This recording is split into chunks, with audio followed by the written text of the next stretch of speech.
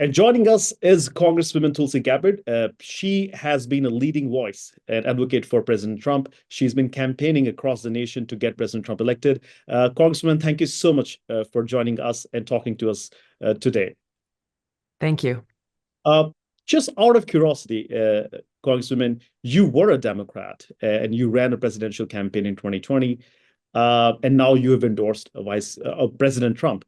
Uh, what made you change your decision and becoming, endorsing President Trump, and what was the reason for you to do so?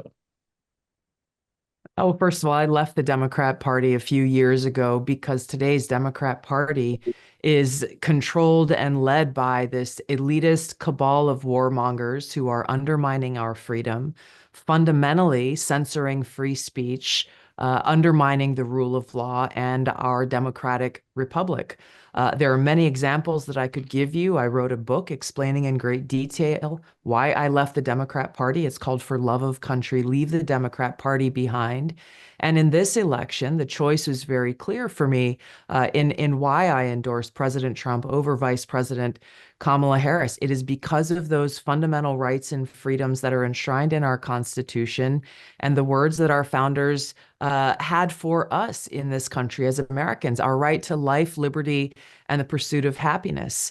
Under Vice President Harris over these past 4 years, along with Joe Biden, they have undermined our freedom and continue to do so. They have weaponized government entities to go after their political opponents. I've personally experienced political retaliation by this administration, putting me on a domestic terror watch list called Quiet Skies just one day after I did an interview criticizing Kamala Harris's record as vice president and talking to the American people about the dangerous consequences of a Kamala Harris presidency.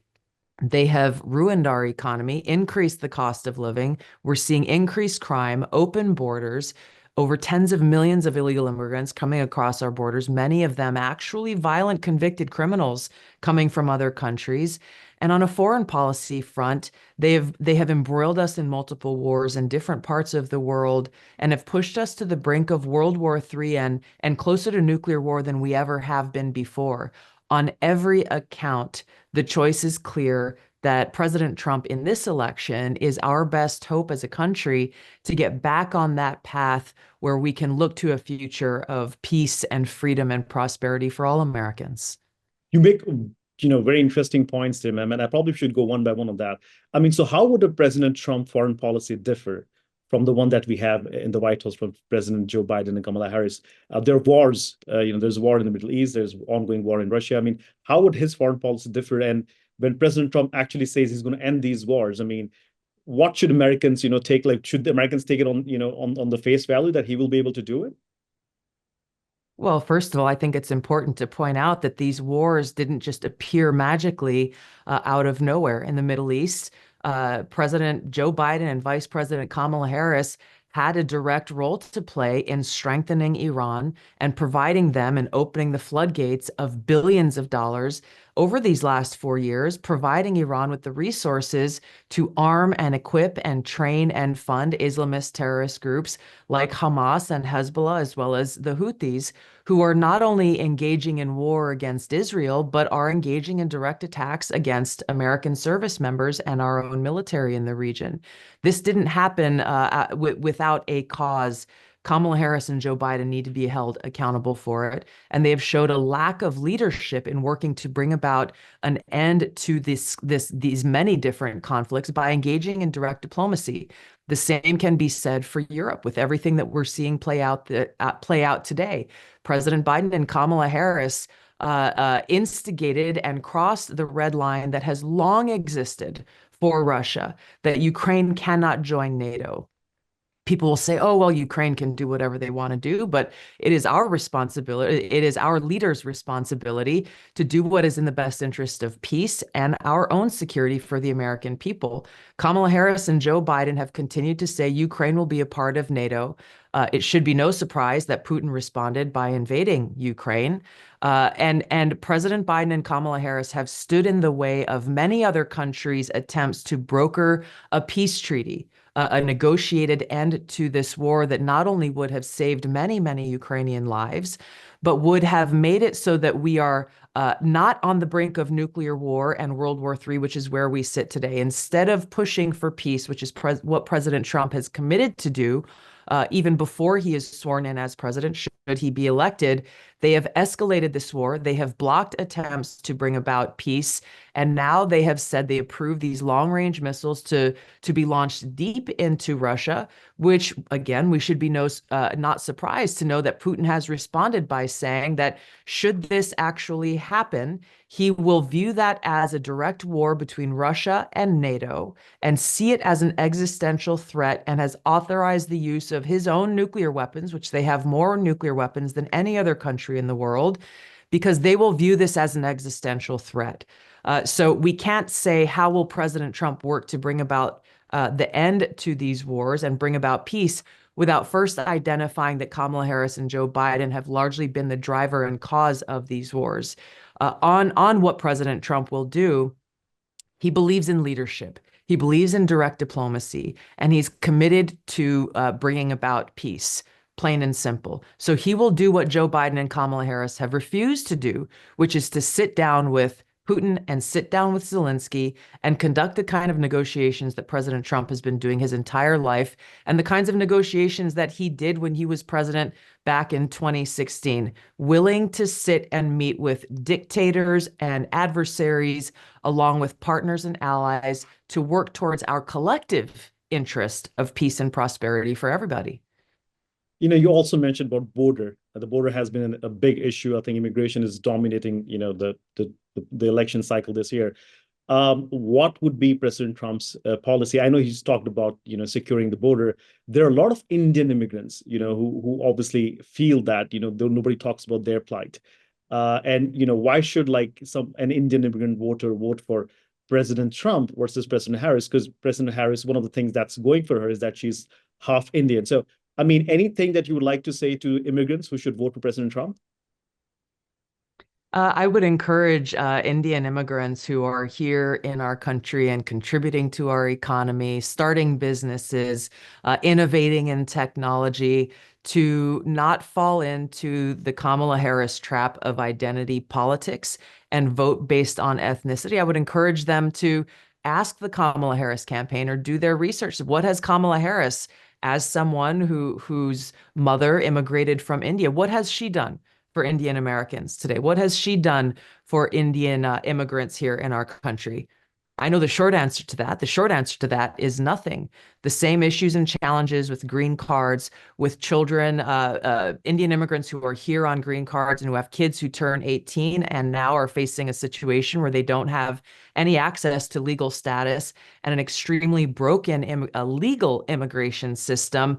Kamala Harris and Joe Biden have not done a single thing to address these very real and longstanding issues that the Indian American and Indian immigrant communities face here. President Trump has talked very openly about different ideas, such as, immigrants who come here and go to school should immediately be issued a green card when they graduate from university here, because it's in our best interest as a country to be able to retain the kind of talent and innovation and opportunity that many immigrants come here to seek, rather than providing people with skills and capabilities and then sending them back to their home country.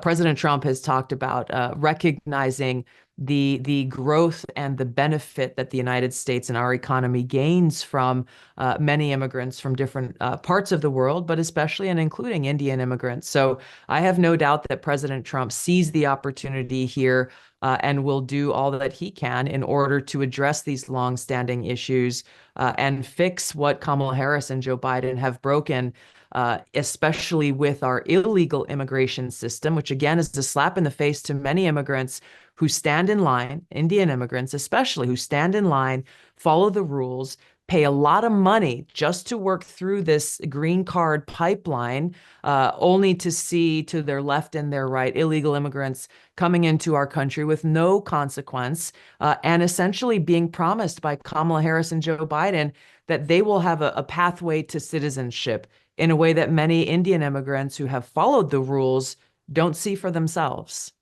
Okay, and Congressman, a lot of people in India, especially, are waiting the outcome of this election.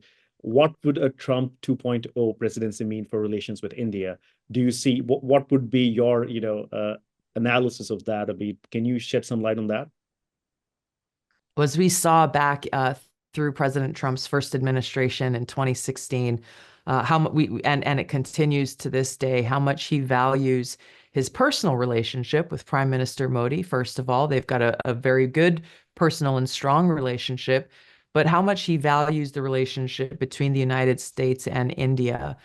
The opportunity there for mutual prosperity and security is something that I know both of these countries' leaders are very committed to. I think that President Trump would make it a priority to meet with Prime Minister Modi very quickly after he is elected and sworn in as president to be able to build progress and move forward again on those areas of mutual interest, which is peace, freedom, and prosperity. Okay, Congressman, one last question. We have the vice presidential debate tonight.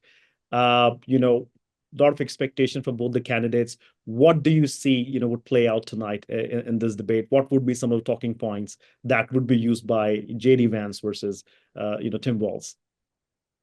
Well, two things. First of all, I've been on these debate stages before when I ran for president in 2020. And and we saw it with President Trump and Kamala Harris's debate.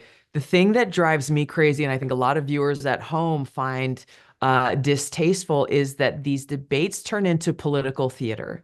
And they're trying to create, the moderators trying to create those viral moments or picking sides, as we saw during Kamala Harris's debate against President Trump. The moderators were clearly helping Kamala Harris, pushing, not pushing her to answer questions and showing their bias against President Trump. So I would love to see neutral moderators asking serious questions of both Senator Vance and Governor Walz on the issues that the American people care most about and allowing them the opportunity to answer those questions.